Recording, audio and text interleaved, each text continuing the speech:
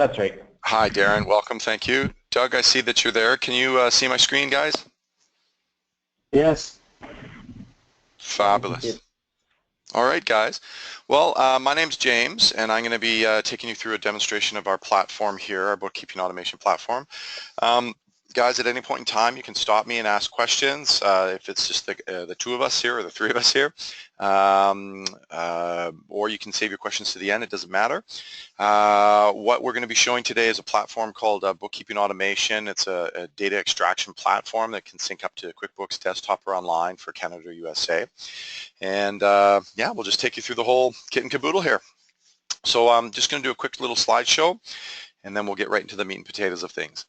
Why use our platform? QuickBooks Desktop and online. We have the ability to do individual line item extraction from receipts, receipts and vendor invoices. We have the ability to pull information from PDF bank and credit card statements, so line item extraction as well. We have proper tax extraction and mapping. For our Canadian customers, our servers are located in Canada. We found this was very important, so currently we're in North American soil. We have geo-specific pricing, Canada, USA, and UK. We have a free value pricing tool embedded in the software. The idea is if people are moving over to a value pricing model, they can use this graphical interface to be able to better determine what work they are doing for their clients and be able to charge them appropriately. We have embedded help videos throughout the software. We're multilingual, English, Spanish, and French. We have the ability to code by class, job, and line item and location. We have multi-vendor name matching to a single vendor name. So the idea is if you have an SO in Calgary and an SO in Winnipeg, you're able to code those both to SO. On our USA version, we allow our taxes to be allocated to the GL allocated to a separate GL or added to the cost of the item's expenses. Problems we solved. When we went down this adventure 2 years ago, some of the issues that came up that were very prevalent that we were able to help solve was the garbage/shoebox client. The idea is they come in with a big shoebox full of receipts. My favorite story is we had somebody that came in with 19 lines of credit and credit cards for 2 years worth of data. And we had to go and sort through all that and be able to code it. And of course, all of it was personal. And so we had to figure out which one was business and personal, et cetera, et cetera. So what we're able to do is scan all the information, upload it, bulk code, memorize the data, and then we synchronize it to the accounting software. The ability for credit card and bank statement clients, those are the ones that don't have any source documents. Sorry, guys, I'm just going to do a quick thing here. I'm just going to, if you guys can mute at this on here, or I'll mute it right now, and then if there's any questions, do the quick chat here, and then I'll be able to see it here. Okay, bank and credit card statements. Again, we can upload bank and credit card statements, code everything, bulk code everything, have it memorized, and sync it to the accounting software. And the other problem that we solve is being able to deal with coding away from where the accounting database is. So if you have a client that is a couple hours away and you need to code from there, you can actually code online, and then when you get to the clients or the client themselves can synchronize, and all the work is done. Future enhancements, QuickBooks, online and desktop. We're going to be doing accounts receivable insertion from any other software platform, chiropractors, dentists, things like that, where we have to have some sort of sales into the system. That's going to be hopefully done at the end of May. Automatic markup of rebillable items and expenses. We had a suggestion to get is billable into the system, so we now have that, and then for QuickBooks Online to be able to have it marked up, and then when it shows in the AR, it just shows the grand total rather than the original cost and the markup. Email automation to help your clients, suppliers get set up on the platform with their unique email address. The ability to see when your clients have opened the PDF invoice email, see when it's been coded, see when it's been synchronized, and then ultimately we're going to try and get database to database pull of invoices across different accounting platforms. And our CEO, John Leisman, says this is like EDI for everyone. We did quite a few demos for Intuit, and we have some items that have actually been implemented and others that are coming down the pipe. The ability to disable the bank UI, we have a tab called the bank UI if a client uses bank feed. And then this got amended where we're the ability to select a particular GL for that to not show up in the bank feed. An example would be if we had a bank feed for Toronto Dominion and the client also used a credit union which doesn't have a bank feed, we still would be able to upload bank statements for the credit union and then just disable the bank fee. Have the ability to upload vendor addresses and details from pulled data. Allow the ability to hide and move columns. Having visual things such as check marks rather than yes and no, keep it a little more user-friendly. And the ability to code, when we code from a summary view, rather than having a whole bunch of line items, and I'll use the example of Staples. Staples has 20 line items, and you know that it's all office supplies. To be able to just slot that in as one line item, and it's all office supplies, we're going to have the ability to do that. And that's about it, guys. So I'm just going to jump right into the meat and potatoes of this.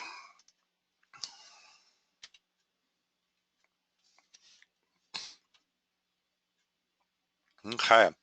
So I'm set up as a bookkeeper in this particular profile today, this particular demo. I have a bunch of clients that I have to manage here.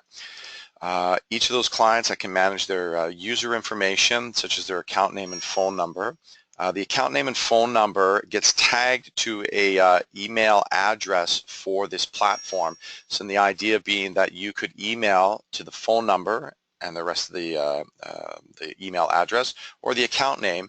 You could email a PDF or a picture, and that gets put directly into the platform up here, which can get extracted to push to the software. We have the ability to manage all the software information here, whether it's QuickBooks, Canada, USA, have a drop-down menu, what versions they are, whether we want to code by project class or memo. This is our bank feed, so if this has a particular bank feed and we don't want to duplicate information by uploading bank statements, we can disable that. In this particular demo, we can jump back and forth between QuickBooks Online, Canada or USA. Right now I'm going to be using QuickBooks Desktop because that is the one that people can't synchronize with other platforms. That's one of the unique things that we have the ability to do, is to be able to push directly to QuickBooks Desktop. We can upload manually. We have the email that we can upload. We can upload manually as well, or if we have a cloud integration such as Dropbox, OneDrive, or FTP, we can set up our unique folder structure to upload files from the folder. It gets pulled into our system. Original files get pushed back down. Once the data gets extracted, those PDFs get renamed, and so that they can sync to the transactions that are in our data UI. So we can do that for vendor invoices and bank statements. We have the ability to be able to track all the billing per client. So we can pay each individual client if we need to, or we can pay as a multi-client.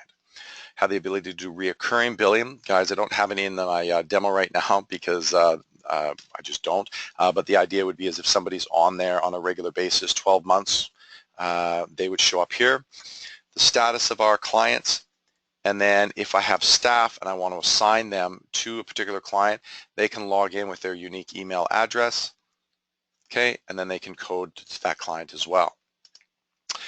Training videos real quick. Training videos are embedded in the software, so if you have multiple screens, you can take this, you can drag it wherever you need to do. Our playlists are directly in here, so you can watch a particular feature on the UI while you are working in the system. Settings and preferences, changing the language. Okay, if you prefer to speak in Spanish, you may do that, or in French. Today we're going to be in English. Okay, and the meat and the potatoes of the software. This is our data UI. So again, what we do is we take vendor invoices and receipts, we take bank statements, and we upload it. Information gets extracted. We code it, we memorize it, and the idea is that when an invoice with a similar vendor name gets uploaded, it'll automatically code, and it just becomes a review process. Okay. In this particular thing, I have some bank statements that have shown up here. I want to be able to sort. Actually, I'll do this first. Transaction dates, it shows the transaction date that got extracted, when the item has been uploaded, whether it's a bank statement or a vendor invoice, if the information has been extracted, if there's a matching payment from a bank statement, whether I've coded it and whether I've synchronized it. This name right here is from the scan, so the scanning profile for whatever hardware you have or software you have to scan will name it a certain convention. So we keep that convention at this particular point in time. We can click on that to open up a detail view. Right now, this is the summary view. Looks very much like a spreadsheet, but we can click on that and it goes into a detail view, okay, where we can actually code into more detail, such as name, address, invoice number, etc. Okay. This is the vendor list that comes directly from the QuickBooks database, including also the GL, the taxes, the jobs, the classes, and the payment types, etc. This is the information that gets pulled from the document. That's the vendor name, description, vendor amount, okay? And then what I'm going to do today is I'm going to sort by vendor or search by vendor, and then we're going to code something quickly here or memorize something quickly to show you the power of this.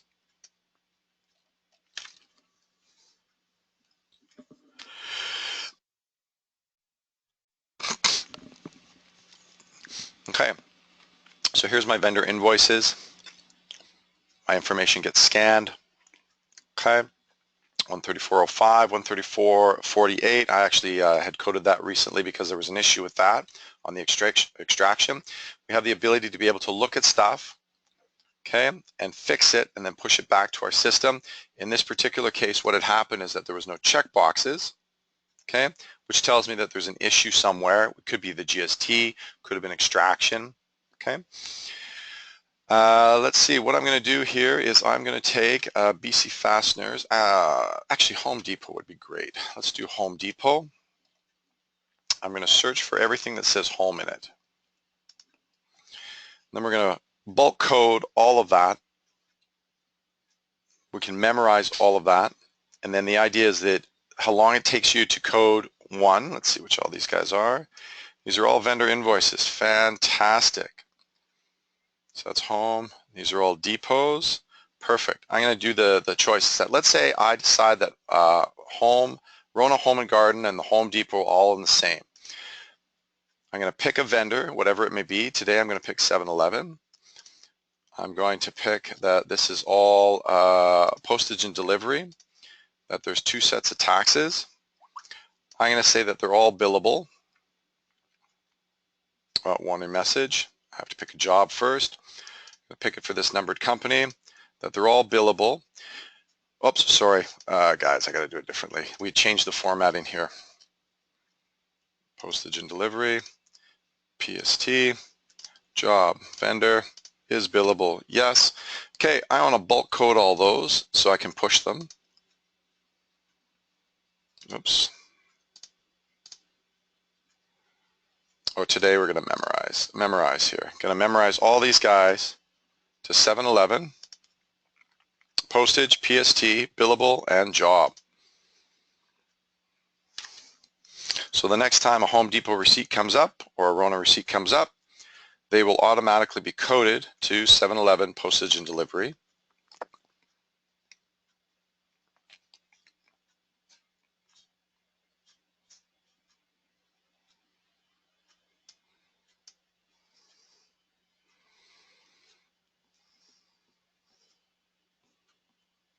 And there we go.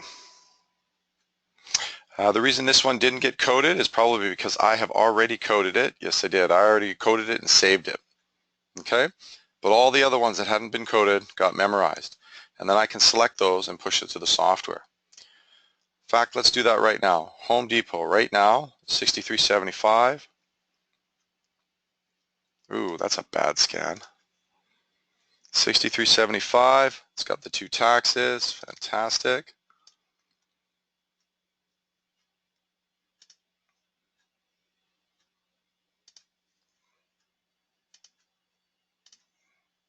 All right, 6375. I'm going to push that to my software. It's in Canada. Vendors. It's going to be 7-Eleven. So there's no 6375 that's in here at this particular point in time. I'm going to synchronize that particular one. Successfully done. Go back over here. So we use for desktop, we use the QuickBooks Web Connector from Intuit. And we use these QWC files. This is a free software. I know it's going out of service at some point in time because everybody wants to be moved over to QuickBooks Online. But we are currently the only game in town that does the ability to be able to synchronize, mass memorize it, and code it to QuickBooks Desktop. So we're just going to let this propagate.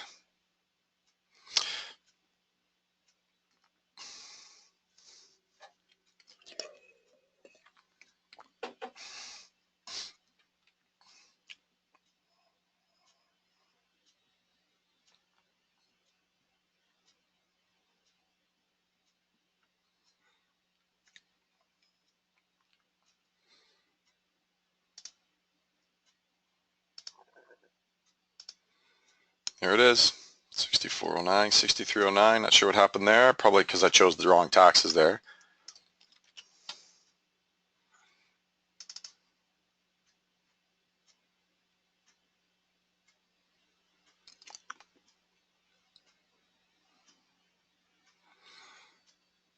Oh yeah, probably pulled in the. Sorry guys. I have multiple demos and I often just grab something by random, and I bet you any money that I'd coded this in the detail view, which I'll show. Okay, so postage and delivery, this got posted to 7-Eleven. Okay, there's my tool taxes right there. Okay, there's my customer. There's my is billable. Okay, in QuickBooks Desktop, oops. For the PDFs themselves, if you wanted to be able to review the original PDF, you can open up a web browser. You can copy this memo, open up the web browser and paste it, and then you can go see that particular PDF. So rather than me logging in, I'm already logged in an instance. I'm going to paste that PDF right there, and it will open up automatically.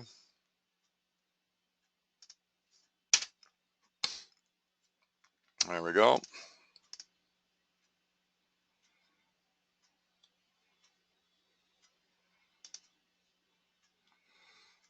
Oh, there we go.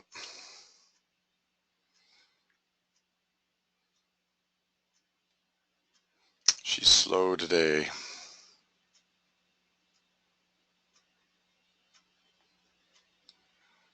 And there's my PDF. Okay, so the idea would be, as after you've gone through the review process,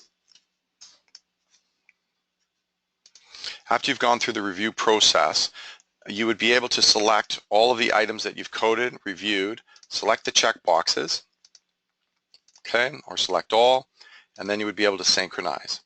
As I said before, anything that does not have a checkbox beside it means that there's an issue that we need to be able to deal with. Okay, if we have an invoice that we want to code multiple line items for, okay, or we want to allocate it to as a percentage or to different GLs, we can easily go into the detail view and we can add a row, and we can take something, and let's say it's 50%, so half of that, half of that, 78.94, okay, and then we can allocate it that way. What taxes do I have? I have 2 taxes here, okay, and then we can make whatever corrections that we need to work with. ST only, okay.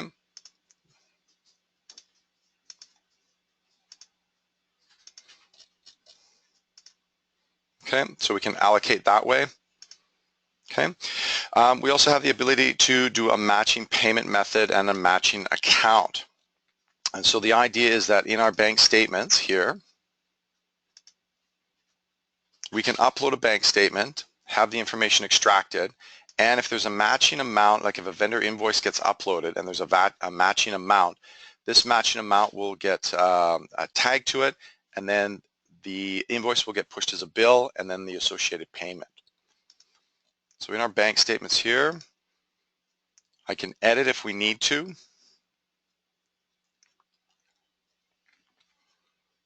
Okay, if this was an example, a personal Visa card, and we only wanted to be able to grab the items that were business and we wanted to delete the rest, we could do that.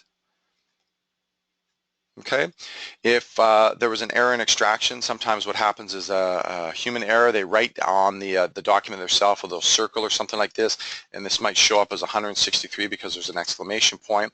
We can easily go in and change that through the review process and update. As well, we can not only can we upload the information, a CSV, an OFX, or a PDF, but we can also output this as an OFX or a CSV. So if somebody likes to do mass journal entries through an Excel spreadsheet, we can do that. We can take all the information and push it out. Okay. Let's see, what else is there? Value pricing tool, guys. The value pricing tool, again, is this graphical representation that you can take. It takes 2 years worth of your information,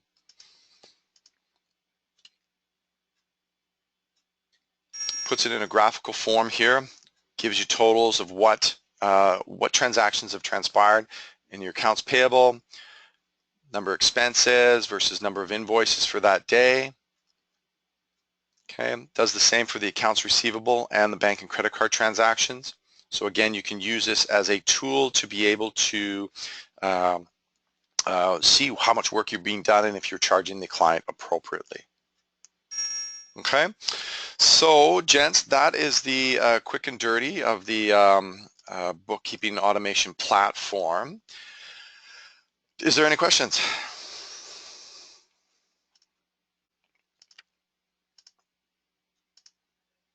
No, I don't have anything. I don't have any particular questions. It's an awful lot to absorb at one point in time, but presumably it can get through. Right. So if people are signed up and they want to do the free trial, we actually have somebody that goes through and trains them. If you're on QuickBooks Desktop, the process is that we would get QuickBooks Web Connector set up, get your profile set up, and download the QWC files. That takes the longest. The other thing that we work with is the scanning component. It's very important that people follow sort of a regimented scanning procedure, which means that all the receipts are scanned into their own PDF. Making sure that the DPI is set correctly. And so we go through a whole training process around that. We recommend a particular piece of hardware, which is the Fujitsu IX500, because it scans quick and you have customizable profiles. So we take people through a training process to get them set up in the system. If you are plugged into the system, you have 30 days or 1,000 pages that you're able to extract. So if you had a client that you wanted to test this on or on your own business, you can do that.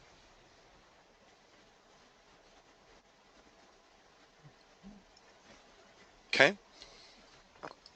Anything else you'd guys like to know? Is the instruction? Is there an instruction manual for those people that are selling the service?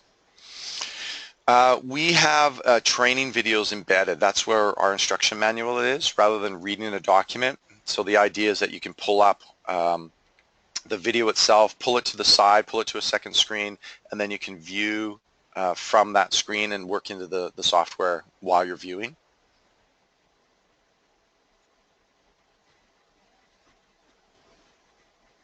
Okay, I've got a lot to learn, but presumably we're capable of doing that. Okay. Anything else folks would like to know? No? Okay.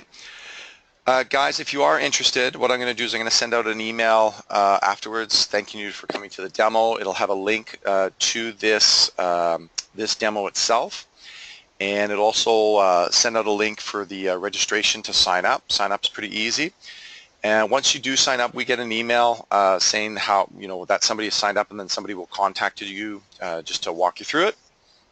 And that's it. Okay, thank you. Thank you guys. Take care. Thank you very much. You're welcome. Bye-bye.